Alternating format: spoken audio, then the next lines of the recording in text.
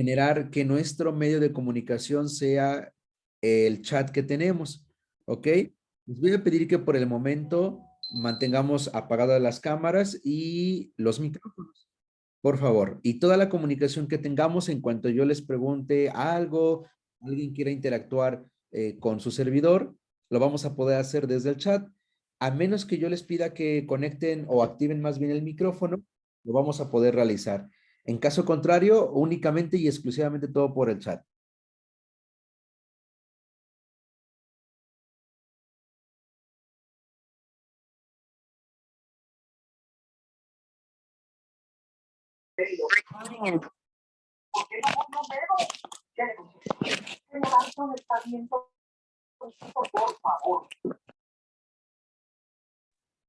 Ok, muy bien. Vamos a comenzar el día de hoy. Mi nombre es Ricardo Castillo. Voy a ser su profesor titular de este programa, en este caso, para que podamos discernir todas las dudas que tengamos y pues bueno, que ustedes puedan realizar las diferentes actividades en la plataforma, ¿ok? Y mandarlas al correo para que podamos ir revisándolas. Aunado a esta actividad que ya realizamos, pues bueno, vamos a hacer una pequeña introducción correspondiente a lo que es el paciente con toxicidad, ¿ok? Algo es muy importante. Normalmente cuando nosotros tenemos al paciente en urgencias con un déficit neurológico, con un déficit hidroelectrolítico o inclusive metabólico, o inclusive en algunas de las ocasiones con estado de choque hipovolémico, y no encontramos una etiología, podemos nosotros ir pensando, en este caso, pues infinidad de situaciones que pudiesen conllevar al paciente o que el paciente pudiese tener en este caso, ¿ok? Y pensamos en hipoglucemia, pensamos en hiperglucemia, pensamos en accidente cerebrovascular, pensamos en encefalopatía diabética, hepática, etcétera. O sea, pensamos en infinidad de cosas. Pero desafortunadamente es muy poco común que nosotros pensemos ante una alteración de este tipo que el paciente esté intoxicado. Aparte de que la signología del paciente intoxicado es un poquito compleja en este sentido, sin embargo, pues bueno, a partir de este momento y del cierre de la charla de hoy, pues me gustaría que cuando nosotros tengamos un paciente con alguna alteración que desconozcamos, en este caso, su etiología, pues uno de los factores o uno de las causales de esta problemática, también podríamos pensarlo nosotros como que es un paciente intoxicado en este sentido. Más adelante les voy a hablar de algunas mnemotecnias que nos van a ayudar a nosotros pues a tratar de identificar qué tipo de tóxico es el que se el que está presente, porque es una gama impresionante de sustancias corrosivas, de sustancias tóxicas que pueden aumentar y muy pegado a esto, a la dosificación, en este caso, que haya ingerido el paciente y también la vía de administración en este caso. Miren, tenemos un personaje ahí en pantalla, es un personaje, pues que en este sentido tiene, a ver, un segundito, un momentito. Ok, aquí está. Pues este es un personaje, ¿verdad? Este personaje, pues quiero que pues más o menos lo ubiquen por ahí. Y él se llama Paracelso. Paracelso es considerado el padre de la reanimación en este caso, ¿ok? Y el padre de la reanimación en este caso, perdón, Hola, de la toxicología, hola, un favor, vamos a tratar de mantener los micrófonos apagados como lo indicamos hace un momento. Cámaras y micrófonos apagados, todo nuestro medio de comunicación es por el chat, por favor. Entonces les decía yo, Paracelso es considerado el padre de la toxicología. Ajá. Él pues estudió diferentes sustancias, diferentes elementos y la interacción que tenían con el cuerpo humano en este sentido. En realidad, ¿verdad? El nombre de Paracelso es una abreviatura porque su nombre real lo tenemos por acá. Quien logre pronunciarlo se va a llevar una estrella. ¿Ok? Este es el nombre real de Paracelso. Una de las características principales que Paracelso decía en aquel entonces, cuando él estudió los mecanismos de las sustancias hacia el cuerpo humano, Él nos decía una frase muy importante y que me gustaría que ustedes la recordaran. Todo es un tóxico o veneno. Ajá. Bueno, voy a quitar veneno. Todo es un tóxico. Depende siempre de la dosis. Ajá. Es como las relaciones tóxicas, ¿no? Si hay poca pelea, pues es permisible. Si hay muchísima pelea, pues se vuelve tóxico el asunto. Entonces, absolutamente todas las sustancias que entran al cuerpo humano son consideradas un tóxico o más bien depende la dosis. En este sentido, podríamos considerarlo un tóxico y tóxico lo vamos a considerar en el momento en que origine un efecto adverso hacia el cuerpo humano en este sentido. Ahora, la toxicología es considerada actualmente una ciencia, no una rama de la medicina, sino una ciencia de la medicina. Recordemos nosotros las diferencias entre una rama y una ciencia, en el cual, pues la ciencia en conclusión tiene un método científico. Y en este sentido, pues la toxicología está unada a un método científico. Y esta ciencia de la medicina va a estudiar las sustancias químicas, agentes físicos, químicos, corrosivos, que son capaces de producir diferentes alteraciones al cuerpo humano.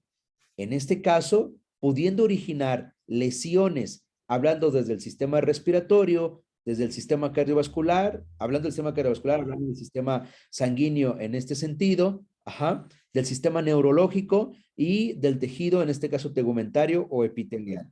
La toxicología precisamente va a estudiar a la sustancia, qué provoca la sustancia y va a estudiar también la vía de ingreso hacia el cuerpo humano y qué efectos colaterales sencillos o complicados va a poder originar en este caso la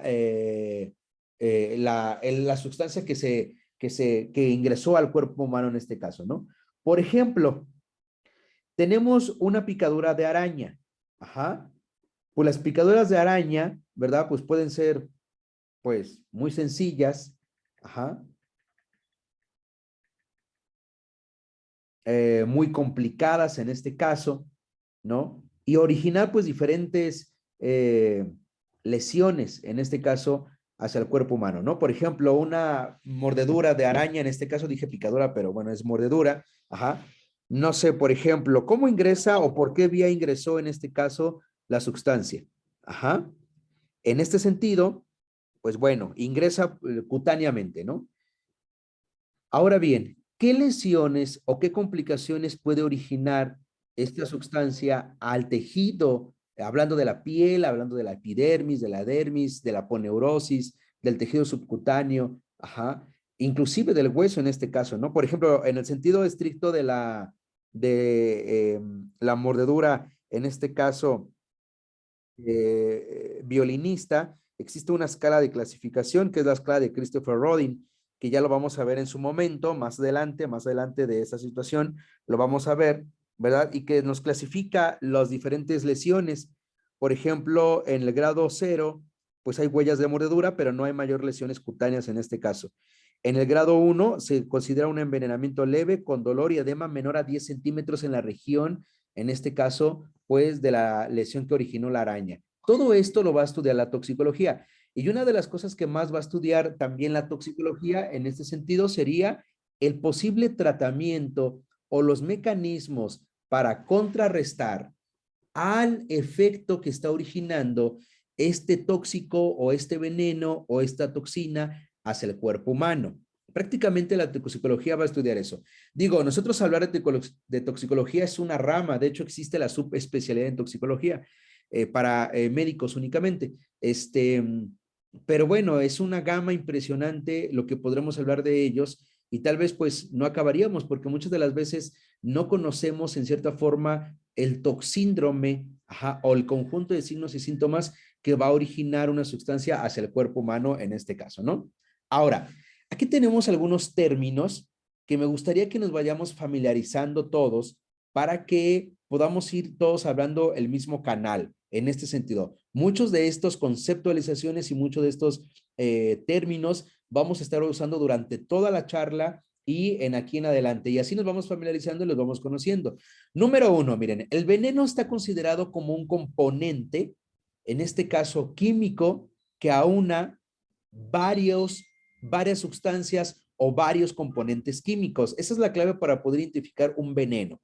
Un veneno no es una sustancia unisola, sino es más allá de una dualidad. Está compuesto por más de dos sustancias en este caso, y que evidentemente estas sustancias van a originar un daño colateral al cuerpo humano. Eso sería un veneno, ¿ok?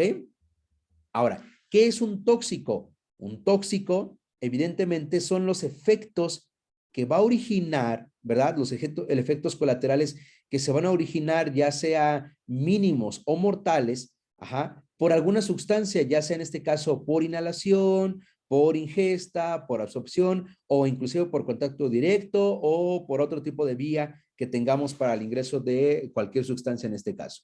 Una toxina normalmente es un componente químico de un origen, bueno, aquí dice microbiano, pero en cierta forma es de un origen, vamos a ponerlo así, de un ser vivo, en este caso, por ejemplo, animales de ponzoña, por ejemplo, accidente ofídico, en este caso con las víboras, ¿verdad? Por ejemplo, agentes microbianos como lo son, por ejemplo, los agentes originales de la rabia y de algunas otras enfermedades o complicaciones en este caso. Como lo dice aquí, que son bacterias o plantas o animales, pues aquí dice diminutos, pero también puede ser grandes en este caso, que van a originar alguna reacción con el cuerpo humano, ¿verdad? Y que van a tener el objetivo, pues en este caso, de lastimar al cuerpo humano en algunos de sus diferentes sistemas, órganos en este sentido, ¿no?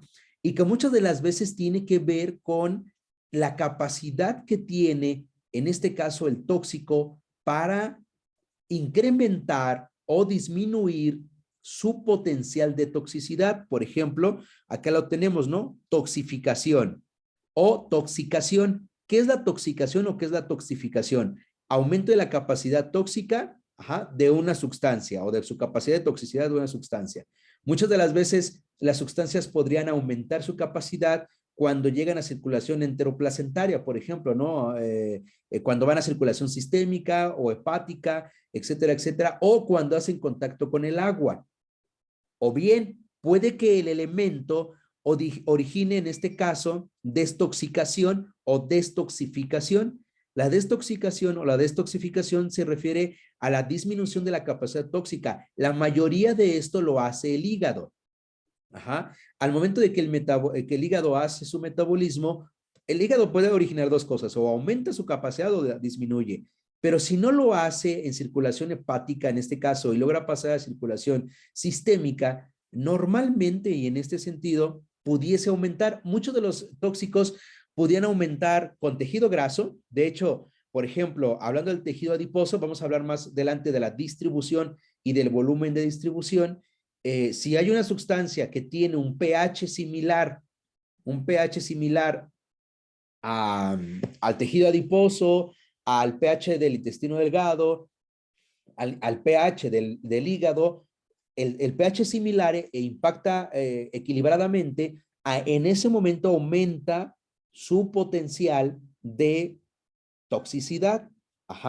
Si no tiene un pH similar en este caso, pues disminuye su capacidad tóxica en este sentido. Ahora, también mucho tiene que intervenir y de hecho casi en la mayoría interviene el agua, ¿no? Hay elementos que son hidrófobos.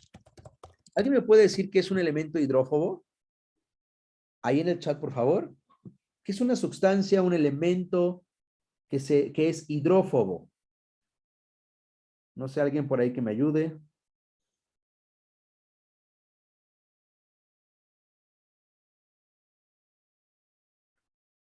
Hola, hola, ¿hay alguien ahí en el chat?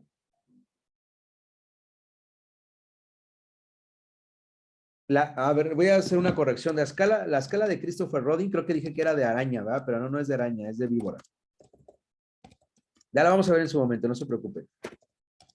Ahorita me hizo clic la información y dije, creo que dije araña. A ver, ¿alguien sabe qué es algo hidrófobo?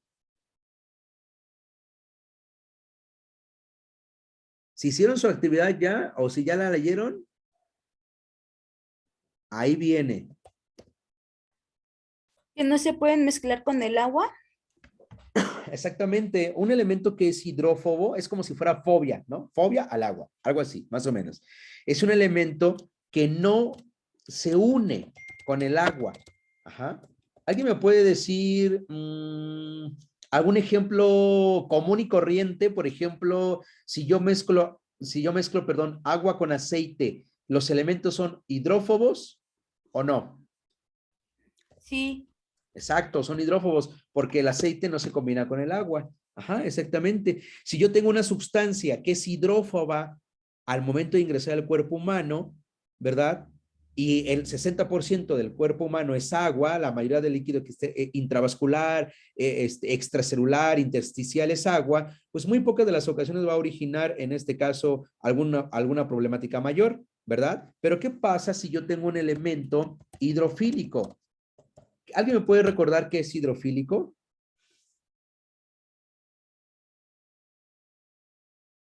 Hidrofílico. Si hidrófobo es, pues que le tiene miedo al agua, bueno, no que le tenga miedo, sino que no se une sus moléculas de hidrógeno con oxígeno, no se unen con el elemento hidrófobo, ¿qué será hidrofílico? Que tiene afinación por el agua. Exactamente, que tiene afinidad, muchas gracias, que tiene afinidad por el agua. Exactamente, así es. Entonces, si al cuerpo humano ingresa una sustancia, cualquiera que sea, y por la vía que sea hidrofílica, pues si el 60% del cuerpo humano es agua, pues con mayor razón va a aumentar su posibilidad de toxificación en el elemento, o podría aumentarla en cualquier momento en este caso, ¿no? Pero miren, existen elementos, de hecho en el cuerpo humano pues los tenemos, ¿no? Tenemos estos elementos, sustancias hidrófobas, hidrofílicas, que son anfipáticas. Aquí se pone el pero el asunto, porque ¿alguien se acuerda qué es algo anfipático? Anfipático. Está raro el asunto allí. Por ejemplo, bueno, normalmente la literatura nos maneja algo así. Ajá. Más o menos, digo, no crean que puedo dibujar muy bien aquí en el Zoom, pero más o menos así. Este es un elemento anfipático. ¿Por qué? Porque la sustancia, cuando es anfipática, Tiene dos polos, una que se une al agua y otra que no. exactamente, que es exactamente un elemento anfipático es una molécula, en este caso, que tiene las dos vertientes. Una que es hidrófoba, ajá, que normalmente son como las patitas de este elemento, y otro que es hidrofílico, que es la parte superior que tenemos acá arriba, ¿no? Y entonces, si ya yo aquí tengo una célula o una molécula que es afín al agua, pues por la parte hidrofílica se va a unir sin ningún problema, pero la parte hidrófoba lo va a rechazar. Aquí el problema es que esta molécula, ajá, apolar o no apolar o polar, o que tiene de las dos afinidades, pues se va a pegar al elemento, a la sustancia. Si entra una sustancia al cuerpo humano anfipática y el intestino delgado, que tiene mucho componente de agua, en este caso se va a unir, se va a unir, un extremo se une, el otro no, evidentemente, pero el otro sí se une. O sea, nos conviene definitivamente más que tengamos elementos, pues, hidrófobos, ¿no? En este caso. Muy bien. Bueno, avancemos en este caso. Toxicidad selectiva. ¿A qué se refiere toxicidad selectiva? Significa que una sustancia química será nociva para un tipo de materia viva, es decir, seleccionaron para quién va a ser dañina esta sustancia al cuerpo humano, pero tal vez no para otras formas de vida. Ajá. Digo, pueden existir de las dos, sin embargo, que este elemento, esta toxina, este tóxico, este veneno, fue seleccionado para que pudiera originar un daño específico, en este caso, a ciertos seres vivos, ¿no? Por ejemplo, se me ocurre el antrax, ¿no? El antrax puede ser dañino tremendamente para el cuerpo humano, pero no para otros elementos o no para otros seres vivos. Eso se le llama toxicidad selectiva. ¿Qué es la dosis? Bueno, la dosis es la cantidad real, ajá, de una sustancia que entra al cuerpo humano. Eso es muy importante que nosotros investiguemos cuando tenemos al paciente en la sala de urgencias que ingresa. ¿Cuál fue la dosis? ¿Por qué? Cuando usted tenga un paciente intoxicado, algo que va a ser muy prioritario es que traten de llevar la sustancia que el paciente ingirió. Cuando llevan la sustancia, en este hablando de un componente químico, no sé, por ejemplo, alguna botella de cloro, pino, sosa cáustica, algunas de este tipo de sustancias que normalmente son con las que más comúnmente se origina toxicidad, raticida o rodanticida, que es el nombre más correcto, etcétera. Siempre el elemento va a traer unas abreviaturas que se llaman DL. DL significa dosis letal. Ajá. Y entonces, pues puede venir en gramos si el elemento es en polvo, puede venir en miligramos, puede venir en mililitros, ajá. Muy difícilmente viene en litros, la mayoría es en mililitros, ajá, etcétera. Entonces, supongamos, si aquí me dice que en el cloro, no recuerdo ahorita la dosis letal de cloro, pero supongamos, ¿no? Si la dosis letal de cloro me dice que son, no sé, se me ocurre 25 mililitros, ajá. ¿De cuántos mililitros vienen las botellas de cloro? ¿De 500 o de 250? ¿Alguien se acuerda? ¿O de 300 mililitros? Bueno, vienen como de 300, no sé. 500. Ah, de 500, fíjese. Ok, de 500. Gracias. Yo tengo una botella de 500 mililitros y el paciente se tomó, de estos 500 mililitros, se tomó, no sé, un poquititito menos que la mitad. La mitad serían 250 mililitros. Hagamos de cuentas que se tomó, no sé si me ocurre, entre 150 mililitros, más o menos, ¿no? Pregunto, ¿la dosis que ingirió el paciente conforme a lo que dice la botella de DL es letal para el paciente, sí o no?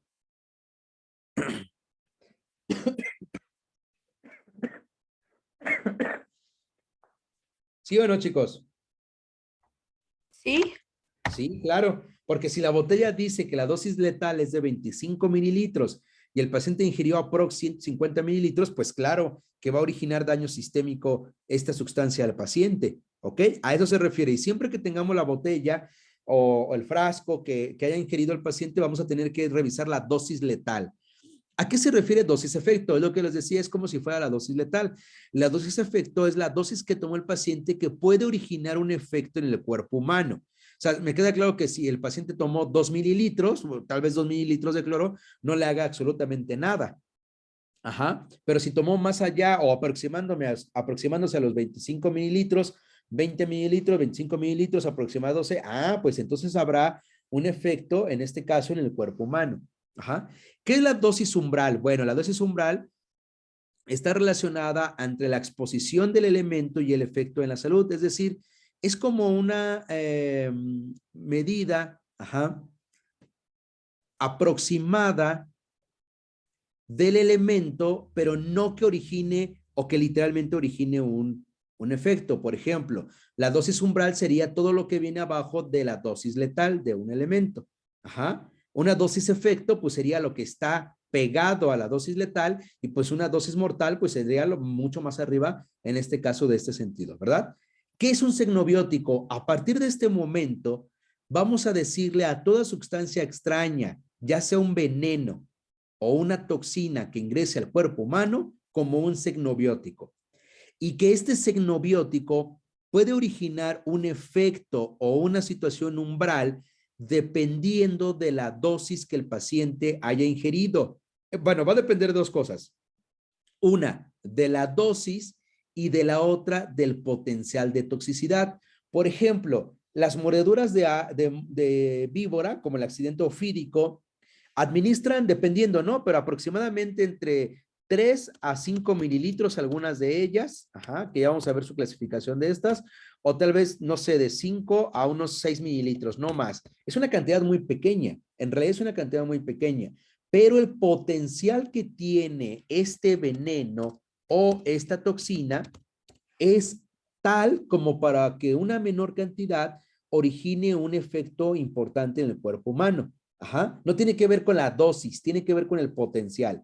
Entonces, para que yo tenga un efecto en el cuerpo humano de un signobiótico, yo necesito o una dosis suficiente o un potencial suficiente para que me origine un daño en este caso, ¿no? Como lo decíamos hace un rato, la toxicación o toxificación es el aumento y este va a depender de muchos factores.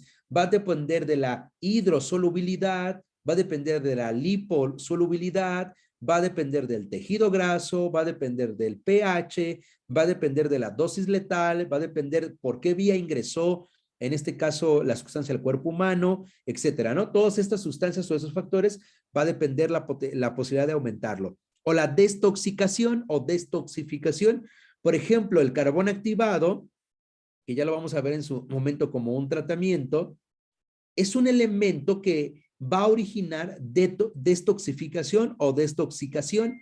Es un elemento que gracias a unos carbomatos, así se llaman, que son los carbonos microparticulares o muy pequeños, ingresan al torrente sanguíneo principalmente, intestino delgado, circulación enterohepática, circulación empática, circulación sistémica, etcétera, y van a atrapar al tóxico y van a favorecer su excreción más rápido. Eso significa que disminuyo yo la capacidad de este elemento. ¿Qué es intoxicación? La intoxicación es, en este caso, el proceso patológico con signos y síntomas clínicos que va a causar una sustancia, ya sea que haya ingresado al cuerpo humano o que se haya segregado de más en el cuerpo humano, y que me va a presentar un cuadro clínico. ¿Vamos bien? Este es el cuadro clínico, es todo lo que me va a originar el elemento, el signobiótico en este caso, pero completando todo el cuadro clínico, todo, absolutamente todo, desde las lesiones en la vía aérea, las lesiones respiratorias, las lesiones esofágicas, etcétera. Ahora, un toxíndrome sería un conjunto de signos y síntomas, únicamente. La intoxicación es todo el cuadro clínico. El toxíndrome es un conjunto de signos y síntomas de una intoxicación. Por ejemplo, muy sencillo, cuando nosotros tomamos, no sé, ¿qué les parece? A ver, ¿qué toman ustedes comúnmente? No van a decir que nada, ¿eh? Porque eso sería casi mentirme. ¿Qué toman cuando van a la fiesta? Es mi pregunta. ¿Cerveza, vodka, whisky o agua? Cerveza. Ok, cerveza. Vámonos con la cerveza. Perfecto, cerveza. Le voy a poner, perdón, le voy a poner X2. Si le ponen X3, X4, pues ya sabremos, ¿no? Bueno, cerveza, perfecto. La cerveza nos origina primero un toxíndrome, un conjunto de signos y síntomas, ¿no? Uno de los principales es la euforia. Muchas veces es desinhibición, a ver si lo escribo bien, desinhibición. Si lo escribí mal, corríjanme, ay, no sé, desinhibición. Bueno, si lo escribí mal ahí en el chat, corríjanme. Nos origina, por ejemplo, también taquicardia, ¿no? Aumento de emociones positivas, ¿no? Bueno, a veces son al revés, etcétera. Pero cuando el proceso avanza más allá y de un toxíndrome pasa a una intoxicación, porque algún momento aumentó la posibilidad tóxica, entonces, este síndrome que yo les platiqué hace un rato, bueno, el anterior, se llama toxíndrome simpático-mimético. Simpático-mimético. Es decir, aumentó todo, ¿no? Que origina euforia, diaforesis, piloerección, hasta excitación, etcétera, ¿no? Simpático-mimético. Pero después, como aumenta su toxificación o genera la cerveza toxificación, origina un toxíndrome hipnótico sedante, ¿no? Porque muchos acaban dormidos y ya no saben ni a dónde perdieron. Y entonces, en este sentido, pues tenemos dos toxíndromes, pero ya cuando tenemos, muchas gracias por la corrección, cuando ya tenemos por ahí que ya estamos full y ya no sabemos ni qué onda, se presenta el proceso patológico porque hay alteración neurológica significativa en ese sentido. Y entonces tenemos primero un conjunto de signos y síntomas, es decir, un toxíndrome y después una intoxicación en este caso. Y cualquiera de los dos puede ser grave. Claro que la intoxicación en este caso es una situación más agravada. Bueno, esto se los deben de memorizar, comprender y todo, porque los vamos a estar ocupando constantemente. Ahora bien, ¿cuál sería en este caso la definición de una intoxicación o de un trauma tóxico, porque también lo pueden llamar de esta forma, una emergencia toxicológica, etcétera? El término y el concepto más común, bibliográficamente hablando, y de hecho es un término mexicano, es que la intoxicación o el trauma tóxico o el paciente intoxicado se conceptualiza como un trauma múltiple de origen químico. Trauma múltiple de origen químico. La mayoría de sustancias que originan toxicidad son químicas. Ajá. El 99.9% son químicas. Por eso es que se le llama así, trauma múltiple de origen químico. Y prácticamente la evaluación inicial de este paciente, ajá, o los procesos de evaluación inicial, pues no son diferentes a un paciente pues que está traumatizado. ¿Por qué esta situación? Porque bueno, la mayoría de tóxicos impactan a la vía aérea, al proceso ventilatorio y a los datos de perfusión en este caso. ¿Ok? Entonces, el tratamiento va a estar enfocado en 3 momentos, que hay que comprenderlos y memorizarlos también. 3 momentos. Número 1, pues la fase de emergencia. Ajá. Ese es el primer momento donde vamos a tener al paciente en este caso.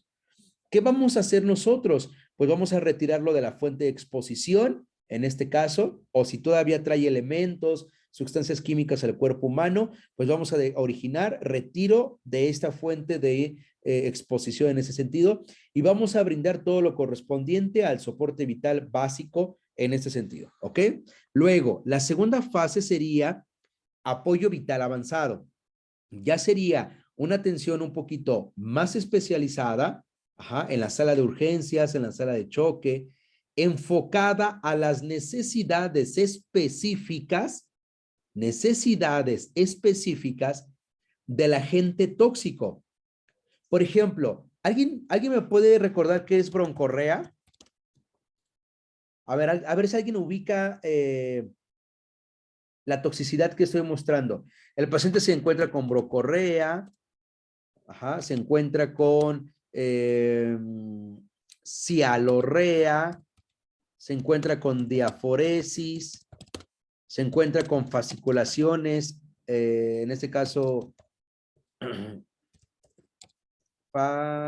fasciculaciones en región facial, ajá, facial y abdominal, vamos a ponerle así, abdominal, se encuentra con agitación, se encuentra con hiperquinesia, y aquí les va el tip, a ver si le atinan. Sensación, bueno, a ver, espérenme, con estos datos, ¿cuál sería el protocolo, cuál sería más bien la prioridad de atención del paciente? ¿No sería el manejo de la vía aérea? ¿Sí o no? ¿Qué opinan? Aérea. Sí, Sí, ¿verdad? Exactamente. Sería la prioridad de atención porque la broncorrea, como bien lo explica el compañero, es una secreción excesiva que viene desde los pulmones, desde los bronquios, que sale al exterior y que nos origina, en este caso, obstrucción del conducto aéreo.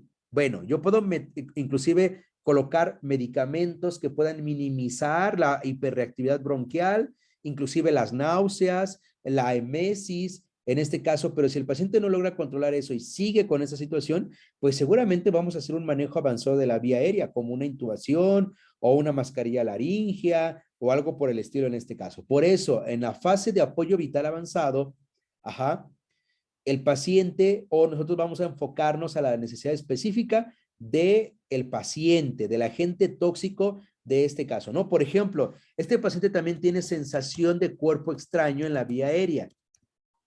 ¿Alguien sabe qué tiene el paciente con estos datos? ¿Sí o sí? ¿Sí o no? no,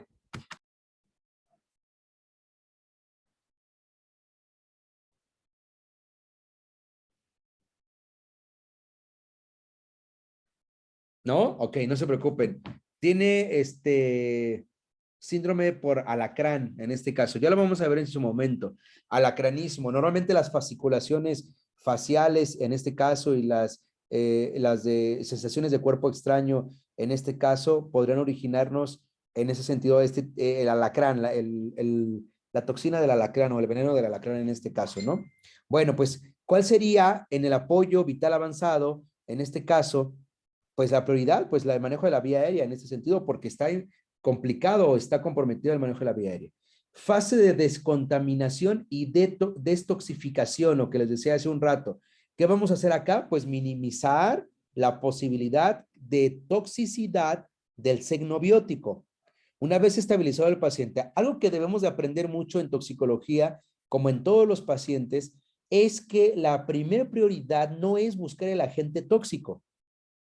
La primera prioridad sería manejar la estabilidad hemodinámica del paciente. Como lo mencionamos en este momento, el apoyo vital avanzado. Una vez estabilizado el paciente, bueno, lo podemos hacer coordinado y dinámico, pero la primera prioridad sería salvaguardar esta integridad. Una vez que ya estabilizamos al paciente o se encuentra con ciertas metas terapéuticas estables, vamos a pasar al proceso de descontaminación o destoxificación.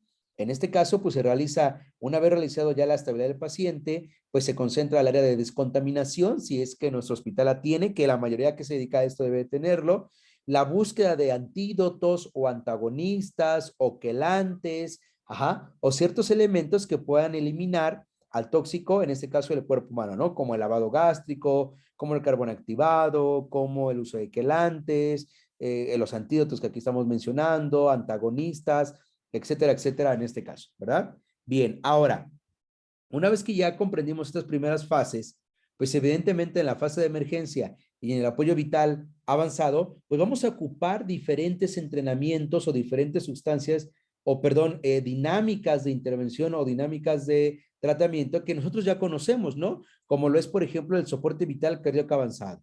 ¿A qué se enfoca el soporte vital cardíaco avanzado, chicos? ¿Quién me ayuda? Ahí en el chat, por favor. ¿A qué se enfoca el tratamiento de soporte vital cardíaco avanzado?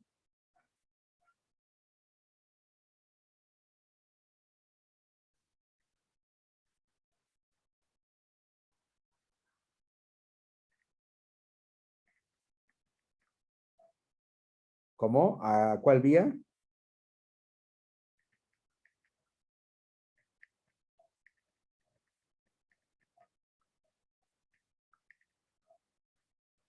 Vía aérea, pues prácticamente se refiere a RCP, ¿no? RCP básico y avanzado, ¿no? Pero también, no nada más enfocado a la RCP, sino también a la emergencia cardiovascular o a la emergencia cardíaca, ¿no? En este caso. Preservación de la función cardíaca con técnicas básicas o fármacos, básicas y avanzadas, ¿no? En este caso, procedimientos invasivos, exactamente. Bien, ¿a qué está enfocado el programa ATLS? Soporte vital avanzado en trauma. Pues como su nombre lo dice, ¿verdad? Al trauma. Normalmente en soporte vital cardíaco avanzado ocupamos ciertos procedimientos de evaluación inicial. Por ejemplo, uno de ellos sería CAB, otro sería ABC, ¿no? Por ejemplo, ay Dios, ABC. Y por ejemplo, en el ATLS, que es el trauma de hospitalario, y el PHTLS, que es el trauma prehospitalario, personal de ambulancia, pues se enfocan a diversos sistemas de evaluación. Por ejemplo, uno de ellos es XABC. ¿Alguien recuerda o sabe qué significa la X en XABC al paciente traumatizado?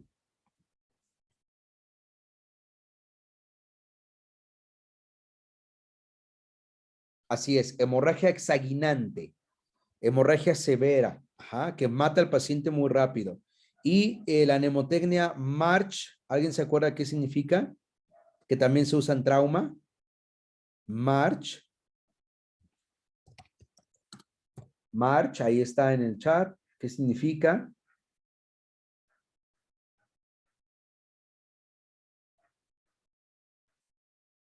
March significa igualmente hemorragia masiva, significa abrir vía aérea, significa respiración o proceso respiratorio, significa circulación y significa control de hipotermia. Eso significa March. Y que claro, cualquier paciente intoxicado puede venir combinado con alguna de esas sustancias, de estas lesiones, ¿no? Por ejemplo, la hemorragia masiva. Entonces, es importante que nosotros nos apoyemos de estos sistemas de evaluación. En concreto, ¿Cómo evaluaríamos el paciente en ese sentido? Bueno, vámonos primero con la letra A.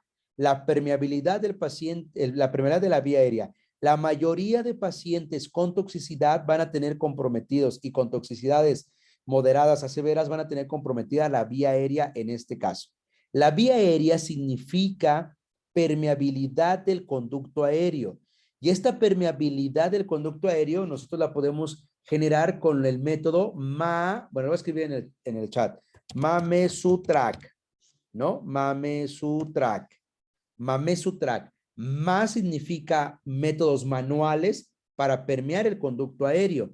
Nosotros podemos tener pacientes que tengan ruidos agregados o sonidos que nos refieran a nosotros que hay un compromiso de la vía aérea como estridor, estertores, crepitantes, sibilancias, etcétera, ¿no? Que haya diferentes sustancias en este caso, ¿verdad? Que puedan comprometer al conducto aéreo y que haya cambios de coloraciones en la piel, ¿no? Por ejemplo, aquí nos dice color rojo cereza para la toxicidad de monóxido de carbono o cianosis peribucal o lingual, que ya nos habla de un manejo pobre del conducto aéreo en este caso, ¿no? Y entonces, más sería en este caso los métodos manuales, La me significa en este caso mecánicos. De mecánicos existen 3. ¿Alguien me puede recordar cuáles son? De los métodos mecánicos o dispositivos mecánicos. 3, existen cuáles? Las cánulas orofaringeas, nasofaringeas y métodos de aspiración, ¿no? Esos serían los mecánicos en este caso. Cualquiera de estos, pues vamos a poder utilizarlo para evitar esto, ¿no? Luego están los supraglóticos, ¿no? De los supraglóticos normalmente existen 2 tipos. Existen mascarillas y el otro tipo sería tubos laringeos. Cualquiera de los dos son supraglóticos, mascarilla laringea o tubo laringea. ¿Alguien se acuerda de algún nombre de alguna mascarilla laringea? Que sea supraglótico, claro está. Las iGel. Las iGel, muy bien, excelente. ¿Algún otro?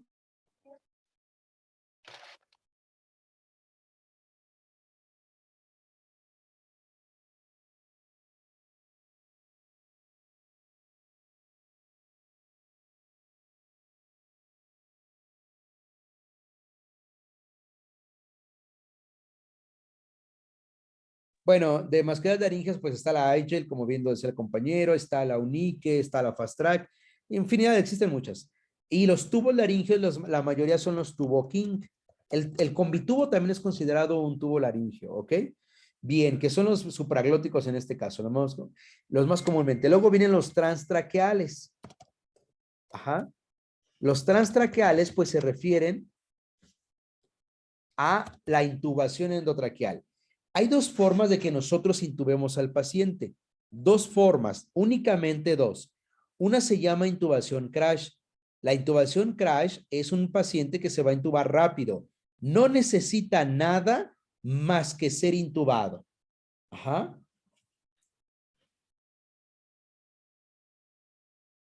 Nada. Necesita el tubo ya. Y la otra sería la secuencia rápida de intubación, que bueno, de rápido no tiene absolutamente nada, porque es muy rápida, ¿no? Como acá lo dice, en algunas de las veces tendríamos que llevar al paciente a una intubación de secuencia rápida. Tendríamos que protegerlo o premedicarlo, se le llama, inducirlo y paralizarlo. Y para eso ocupamos, las 7 o las 8 P's de la intubación. En este caso, que en algún momento, teniendo oportunidad y tiempo, lo vamos a analizar en este caso, ¿verdad? Que se utilizan fármacos, etcétera, etcétera, para poder lograr en este caso la intubación endotraqueal, ¿ok? ¿Por qué? Porque el paciente está despierto, se mueve, está combativo, está hiperkinésico, y en ese sentido, si lo está de esta forma, pues, pues no lo vamos a poder intubar, ¿verdad? Necesitaríamos pues secuenciarlo en ese sentido. ¿Vamos bien? Y luego vienen la Mamesutrak, la Q, que es quirúrgicos. A ver si me queda. ¿Cuánto está? 890. Ahí está bien. ¿Pueden sacar una foto? ¿Y te reflejante? Sí, y no lo probamos hasta las velitas, sino que Lo voy a comprar. Bien, excelente. Eso tiene que ver con la apertura de la vía aérea. Ahora vamos al segundo componente importante, el proceso ventilatorio. Miren, hay diferentes elementos que pueden originar, ¿verdad? En este caso, problema para el intercambio, ¿no? Gaseoso, ya sea en la vía aérea por el diámetro de la misma, que lo cierran el diámetro de la vía aérea, en este caso por el tejido pulmonar, que el pulmón o el parénquima pulmonar esté afectado, o que el proceso mecánico ventilatorio o de hematosis pues esté alterado, ¿no? Por ejemplo, los asfixiantes simples, asfixiantes bioquímicos, los agentes metahemoglobinizantes, por ejemplo, los órganos fosforados, por ahí mucho cuidado con esto porque son toxicidades muy comunes que se presentan. Bloqueadores neuromusculares, ¿no? Que de hecho los usamos para la secuencia rápida de intubación. Para la parálisis, pues utilizamos bloqueadores neuromusculares despolarizantes y no despolarizantes, ¿no? O algunos otros fármacos o sustancias que podrían bloquear precisamente la actividad neuromuscular en este caso. Algunos de ellos van a interactuar directamente a nivel del sistema nervioso central. Acordemos nosotros que el sistema nervioso central, junto con el bulbo raquídeo, pues tiene diferentes pues controles, ¿no? De la respiración. Por ejemplo, uno de ellos sería el componente neumotóxico. Ajá, sí, con cuidado. El neumotóxico y algunos otros más componentes que nos pueden ayudar a nosotros, en este caso al proceso ventilatorio, en el bulbo raquídeo, ¿no? Que es el centro que controla en este momento, o bueno, que controla la ventilación, perdón, en este caso, ¿no?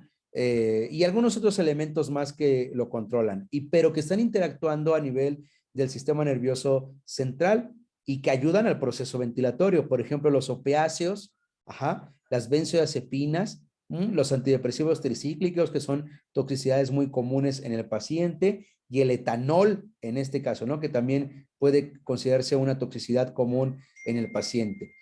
Algunos gases que podrían originar hipoxia o hipoxemia en el cuerpo humano, y evidentemente si el paciente tiene un buen proceso ventilatorio, pero el oxígeno no se intercambia bien a nivel de la célula, a nivel de la mitocondria, el ciclo de Krebs no se lleva a cabo de forma correcta, pues va a originar hipoxia en ese sentido, ¿no? Algo que desplace el oxígeno en los pulmones, ¿no? Algunas sustancias. Algo que bloquee la oxigenación celular, ¿no? Por ejemplo, edema, algunas sustancias que originan edema, respuesta inflamatoria sistémica, etcétera, ¿no? Compromiso respiratorio por trauma, quemaduras o procesos, en este caso, de aspiración de ciertos elementos importantes. Normalmente nosotros vamos a atacar este problema con dos cosas. Una, oxígeno a flujo libre, que llámese puntas nasales, mascarilla facial simple, mascarilla facial de reservorio, y que en la mayoría de veces lo más recomendable en un 50% sería utilizar oxígeno humidificado u oxígeno seco. Ajá. Eso tiene que ver mucho en relación a si el elemento es hidrófobo, hidrofílico, y bueno, y si lo sabemos en este caso, porque muchas de las veces pues no se sabe. Y la otra forma de favorecer al proceso ventilatorio sería la ventilación a presión positiva con el balón válvula mascarilla, ¿ok? Bien, ahora vámonos a la letra C, que tiene que ver con la circulación. Prácticamente en la letra C vamos a evaluar los datos de hipoperfusión. ¿Alguien me puede decir datos de hipoperfusión ahí en el chat, por favor? Mientras tanto, dentro de nuestras evaluaciones que vamos a generar en este caso es que pues la llegada de sangre a órganos blancos pues sea adecuada, ¿verdad? Normalmente al sistema nervioso central, corazón, pulmones. Escríbanme ahí en el chat, por favor, cuáles son los datos de hipoperfusión. No los busquen en San Google, pues de su cerebro. San cerebro. Algo que también vamos a generar y a buscar y a evaluar muy bien sería la función, en este caso cardiovascular, ajá, y el monitoreo cardíaco, ¿no? Para ver cómo está trabajando el sistema de conducción cardiovascular en este caso, el sistema mecánico en este caso del corazón, y pues que no haya compromiso de la perfusión hacia órganos principales en este caso, ¿no? Vamos a evaluar frecuencia cardíaca, a ver, yo les ayudo porque creo que ya no me están escuchando. Frecuencia cardíaca, ajá. ¿Qué más buscarían como dato de hipoperfusión? pulsos, ¿no? Centrales y periféricos, ¿no? ¿Qué más buscaríamos? Coloración de la piel.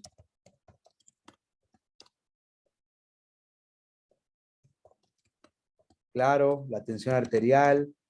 Muy bien. ¿Qué más?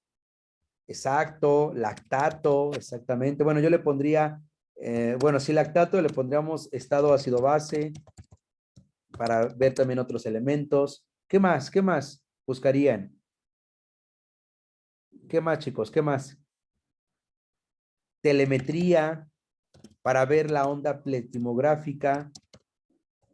Pletismográfica para ver si no hay vasodilatación que se origine hipoperfusión. Diaforesis. Un dato característico de hipoperfusión sería alteración mental, ¿no? Otro característico sería la diuresis. Ajá. Pues la alteración hacia base ya la mencionamos, etcétera. Todo eso vamos a generar en este caso, ¿verdad? O a investigar para comprobar que no haya datos, en este caso, de hipoperfusión. Y bueno, si hay datos de hipoperfusión, puedes generar reanimación normalmente con soluciones isotónicas, en este caso, inicialmente, y en este sentido también aminas o vasopresores en este caso, ¿no? ¿Cuáles son algunos de los factores que alteren al sistema cardiovascular? Bueno, sustancias que sean cardiotóxicas, que originen e impacten directamente al corazón. Ajá. Pérdida de la redistribución de fluidos. Ajá. Por ejemplo, elementos que sean hidrosolubles, que hagan alteración del espacio intersticial o extracelular. En este caso, nos podrá conllevar a esta situación, ¿no? Disturbios electrolíticos, cualquier elemento que afecte el equilibrio electrolítico en el cuerpo, sodio, potasio, magnesio, cloro, etcétera, pues va a afectar directamente al corazón en este caso, ¿no? Compromiso en la vía aérea y la vía respiratoria, pero por supuesto, si yo no controlo este problema, pues vamos a llevar al compromiso cardiovascular también importante.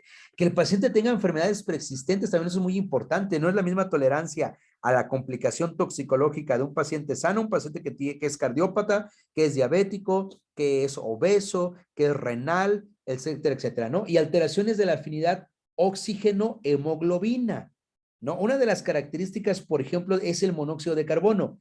El monóxido de carbono normalmente viene de residuos de humo, ajá, en los incendios y todo eso. Y este es 200% más afín a la hemoglobina que el oxígeno. El monóxido de carbono es 200% más afín a la hemoglobina que el oxígeno. Entonces esto va a generar alteración porque no se impregna el oxígeno en la hemoglobina, sino se impregna el monóxido de carbono y pues esto lo va a llevar a toxicidad sistémica. Esto correspondiente a la letra C. ¿Ok? Bien, avancemos. Ahora, ¿qué vamos a hacer en la evaluación secundaria? Esto que acabamos de hablar nosotros hace un rato tiene que ver con la evaluación primaria. Ahora vámonos a la evaluación secundaria. En la evaluación secundaria podemos ocupar rápidamente una mnemotecnia que se llama DEF. La mnemotecnia DEF se refiere a la descontaminación y que bien la descontaminación puede ser normalmente exógena, ajá, con agua, con jabón neutro, con chorro de agua, retirarlo de la zona de exposición o retirar el elemento que está exponiendo al cuerpo humano, etcétera, ¿no?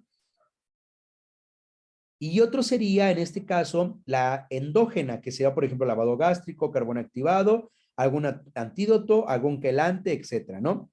La E significa prevención de la absorción. Por ejemplo, el lavado gástrico, ¿no? Normalmente para que usted haga el lavado gástrico no tendrían que haber pasado 60 minutos de la ingesta. Después de 60 minutos de la ingesta, el paciente ya, o el signo biótico ya está en distribución, ya no está en el sistema gastrointestinal y pues el lavado gástrico ya no va a hacer nada. Ajá. La eliminación facilitada, pues bueno, pues uso carbón activado, ¿no? Por ejemplo, carbón activado, ¿no? Que sería uno de los elementos que absorbe al signobiótico y lo elimina fácilmente. Y la otra sería administración en ciertos antídotos, si es que los conocemos o si es que, no que lo conozcamos, más bien si es que lo tenemos y sabemos que el veneno, la toxina, tiene un antídoto y lo tenemos al alcance en este caso, ¿no? Y algunos otros elementos, pues optimizar la eliminación, seguridad del paciente y medidas de confort. Dentro de la evaluación secundaria vamos a también usar la mnemotecnia sample. Actualmente existe una mejor que significa sampler. Y bueno, vamos a ver. Sample significa signos y síntomas en la letra S, alergias, medicamentos,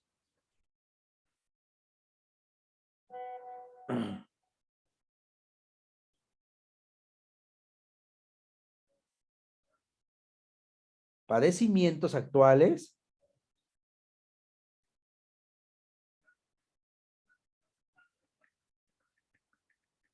último alimento,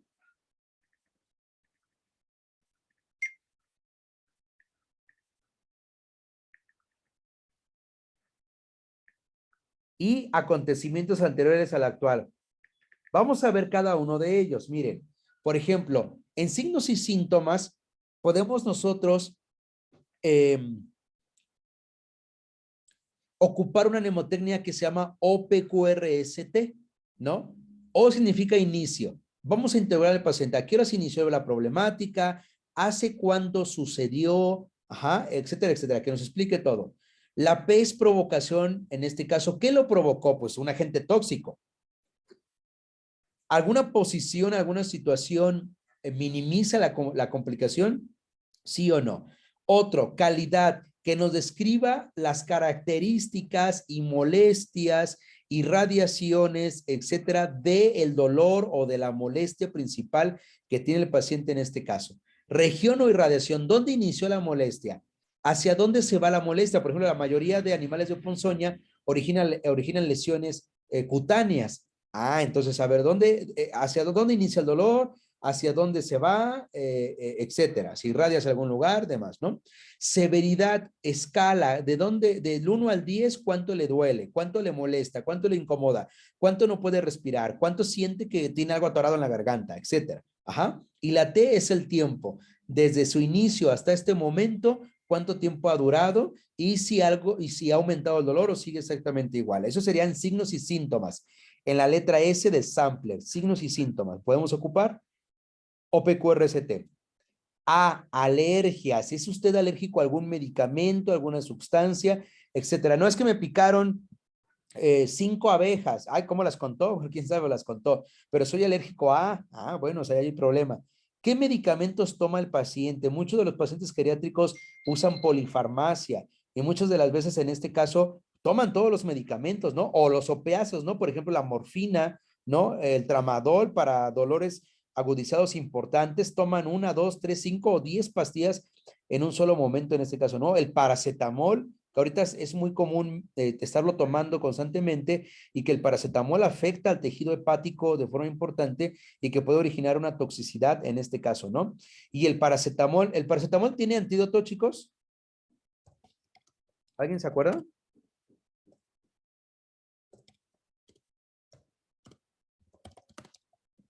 ¿Sí o no? Yo creo, hoy me estoy comiendo la letra, no sé qué está pasando. ¿El paracetamol tiene antídoto?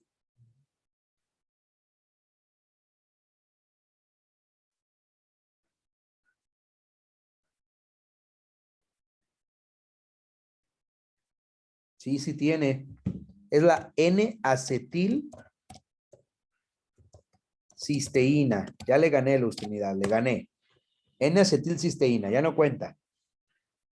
Ajá, exactamente. N-acetilcisteína es su antídoto. Entonces tiene antídoto. Ajá. Bien, ¿qué complicaciones tiene el paciente? Todo paciente con enfermedades crónico-degenerativas, el potencial de toxicidad se aumenta. Todo, porque si el paciente ingirió un elemento cardiotóxico y el paciente es cardiópata, se incrementa la problemática y los riesgos de minimizar la toxificación empiezan a disminuir. ¿Ok?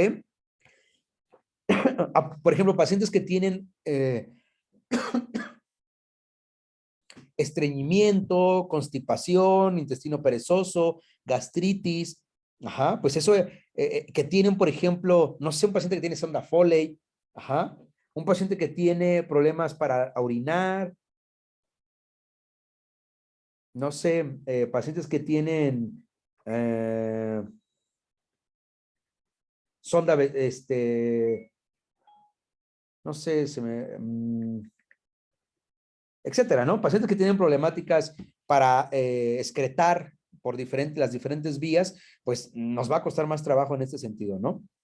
Bien, última ingesta de alimentos, tiempo y tipo de alimentos. ¿Ah? Algunos de estos aumentan, por ejemplo, la liposolubilidad del paciente, más cuando ha ingerido o ha comido muchísimas grasas. Ajá. Por ejemplo, con hiperglucemia postprandial, el metabolismo del cuerpo humano es más acelerado, porque el cuerpo humano intenta equilibrar a la glucosa en sangre. Y si yo tengo un elemento afín a la glucosa, en este caso, pum, se rebota la posibilidad tóxica en ese sentido, ¿no? Bien, ¿y qué evento anterior al actual? Muchas de las problemáticas de toxicidad son por autólisis, es decir, que el paciente hace intento suicida o quiere morir, por eso es que ingiere bastantes elementos o medicamentos o sustancias en este caso. La otra son sustancias de abuso, ¿no? Por ejemplo, todas las sustancias como lo que son anfetaminas, lo que es cannabis, lo que es benzodiazepinas, lo que son cocaína, heroína, etcétera, ¿no? Ese tipo de sustancias de abuso.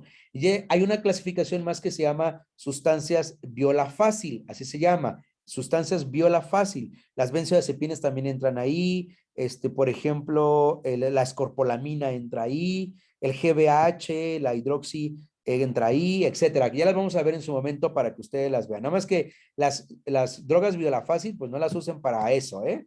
Porque luego hay unas que son muy fáciles de encontrar. Bueno, ¿cuáles son algunos de los síntomas o signos que podrían presentarse en el paciente y que me podrán orientar a mí a qué posible signobiótico puedo haber ingerido el paciente en este caso, ¿no? Por ejemplo, taquicardia. El paciente se encuentra con taquicardia, ya el momento de valor lo tiene taquicardia. Uso la mnemotecnia FAS.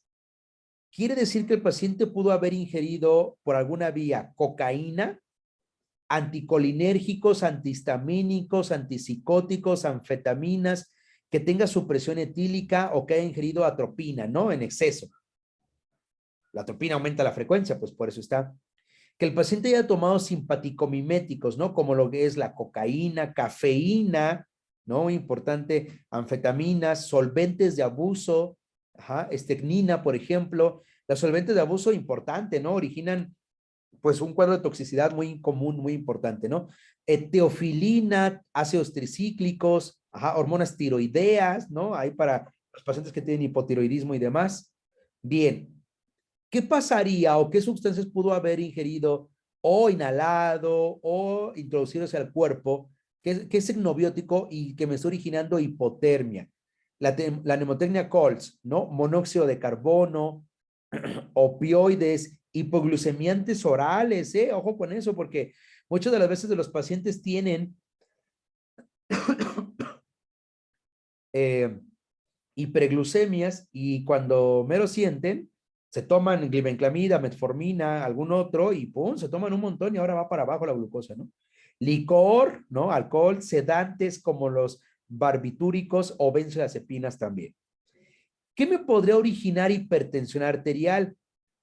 Fíjense que en este caso, la cocaína nos origina taquicardia más hipertensión arterial, hormonas tiroideas, otra vez simpaticomiméticos, como lo decía yo, la cocaína, las anfetaminas, cafeína, ¿no? Como está aquí, etcétera, ¿no?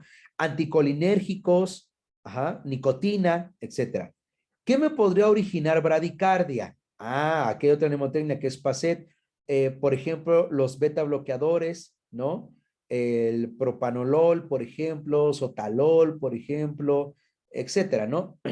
Fisostigmina, que también en la fisostigmina también se ocupa para un tipo de toxicidad como un antídoto, que lo vamos a ver en su momento, ¿no? Organofosforados, carbamatos, ¿no? Que son medicamentos considerados anticlonisterasa, por ejemplo, antiarrítmicos como la clonidina, ajá, calcio antagonistas, como lo mencionábamos en su rato, etanol, perdón, ¿no? Otros alcoholes, digitálicos, importante por ahí, ¿no? Porque yo puedo tener una arritmia digitálica, ¿no? Con bradicardia, aunado a la bradicardia. Hipertermia, otro importante, pacientes rubicundos con hipertermia, ¿no? Neurolépticos, nicotina, algunos antihistamínicos, en este caso, ¿no? Hipertermia más taquicardia, pues neurolépticos, nicotina, antihistamínicos, alcoholes, salicilatos, perdón, ¿no? Anticolinérgicos, algunos antidepresivos y demás. ¿Qué me podría originar hipotensión arterial? Calcio antagonistas. Recuerden que los calcio antagonistas también nos pueden originar bradicardia, ¿no? Rodenticidas, ojo con eso que es la raticida, algunos antihipertensivos, alaminofilina, ¿no? Sedantes hipnóticos y la heroína. Este cuadro, esta diapositiva, quiero que le tomen captura, porque en casi las últimas sesiones les voy a presentar casos clínicos. De hecho, casi estoy seguro que la siguiente sesión va a ser un caso clínico y de ahí vamos a tener que ocupar esto, ¿no? Estado de coma, definitivamente alteración del estado mental, litio, etanol, tricíclicos, tolueno, ¿no? Arsénico, antidepresivos, anticonvulsivos,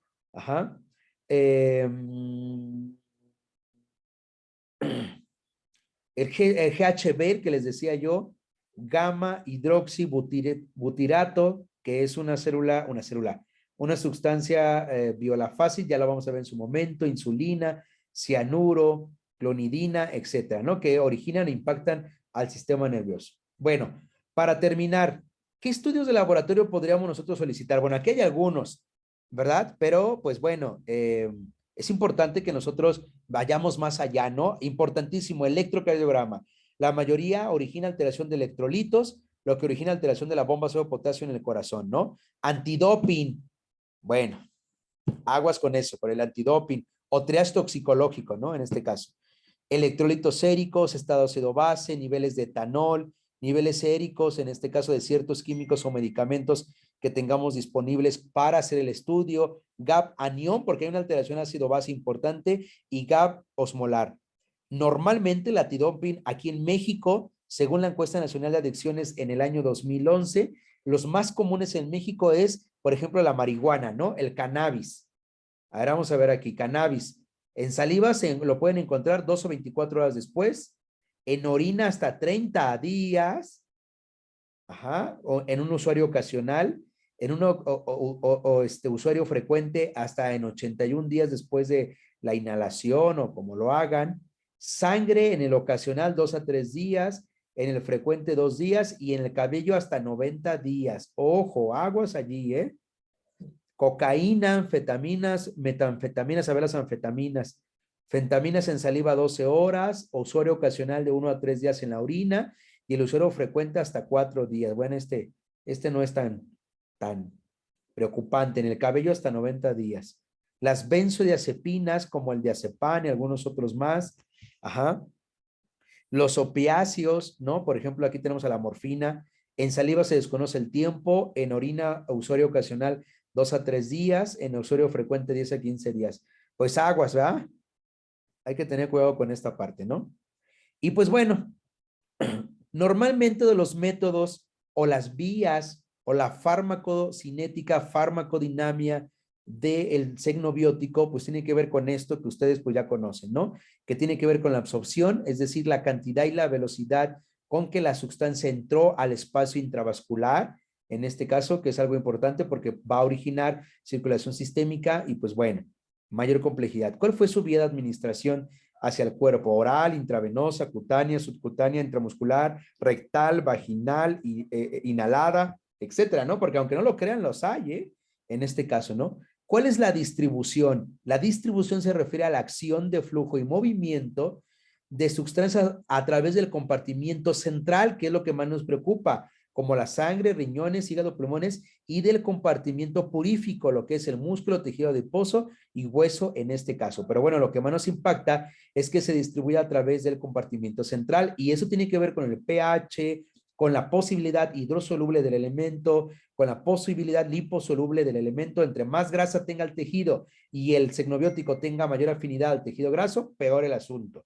Cuando el pH sea similar al pH de los riñones y el elemento entra ahí, peor el asunto. Ajá, cuando el elemento es hidrofílico y entra, en este caso, por ejemplo, a los pulmones, que es un sistema humidificado, peor el asunto en este caso, ¿no? La eliminación, pues bueno, el hígado y el riñón son los principales que eliminan, pero también interactúa el sistema gastrointestinal en este caso. ¿Qué es la biodisponibilidad? La biodisponibilidad es lo que les digo, la fracción o el porcentaje del fármaco, de la sustancia, del signobiótico administrada que puede causar o no alteración en circulación sistémica. La biodisponibilidad de un elemento que entra a vía intravenosa es del 100%. Todavía si entra por otra vía, minimiza su biodisponibilidad, pero en este caso, pues en vía intravenosa al 100%. ¿Ok? Y la semivida de eliminación, pues bueno, tiene que ver con el tiempo necesario para que la concentración de la sustancia o del signobiótico en sangre pase a la mitad de su semivida.